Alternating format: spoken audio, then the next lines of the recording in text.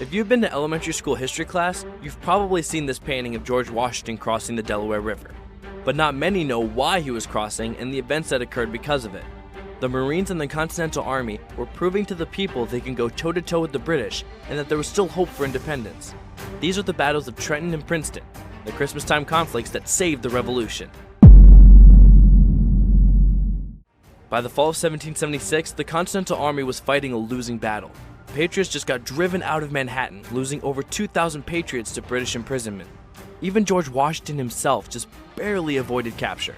After their defeat in New York, Washington took his forces through New Jersey to the Pennsylvania side of the Delaware River. The American people felt the fight for independence was a lost cause. Washington knew he had to do something fast or else the revolution was over. So, he decided that on Christmas Day, he and his men would cross the Delaware and attack the city of Trenton, guarded by 1,400 Hessians, German mercenaries hired by the British. His plan was to surround the Hessians with a three-section assault, with General James Ewing's men, Colonel John Cadwalader's militiamen, and Washington's 2,400 men would lead the main assault. The night of Christmas Day, Washington and his men went across the Delaware River, which would later become the famous American painting. But because of icy conditions, only Washington's men made it across.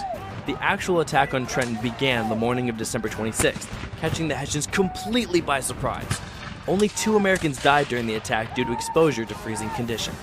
Washington was able to take the city of Trenton, but then immediately was forced to withdraw.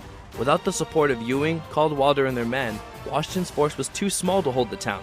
So he decided to go back across the Delaware to rendezvous with his men. The Patriots won the Battle of Trenton. After their victory at Trenton, Washington received word that a very large British force commanded by General Charles Cornwallis and General James Grant was coming, so he set up his defense just south of the Assunpink Creek. While en route, Cornwallis left 1,500 troops at Princeton with Charles Mauhood, while taking the rest of his men down to Trenton. The British attacked Washington's positions January 2nd, but was repelled 3 separate times before deciding to wait until the next morning to continue the attack. Washington had his own plans. During the night, Washington left 500 troops and 2 cannons to make noises with picks and shovels to make it seem they were digging in for combat. The following morning, when the British came to attack, the Americans were gone and already almost to Princeton.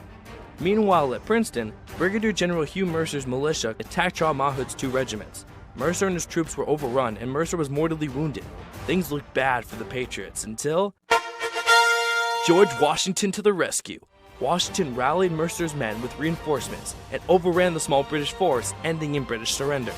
The Patriots had won their 3rd conflict in 10 days, turning the tide of the Revolution, which led to many more troops joining the fight in the spring, and well, the rest is history.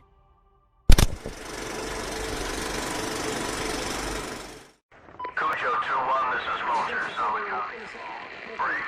We are in contact with Stalker 2, a Marine recon platoon north of the MSR. They blasted 3 T-72s in the area. I need you to push 16 clicks north of MSR knife to map grid 257, 79 or 8. How copy, over? Vulture, Cujo 2-1,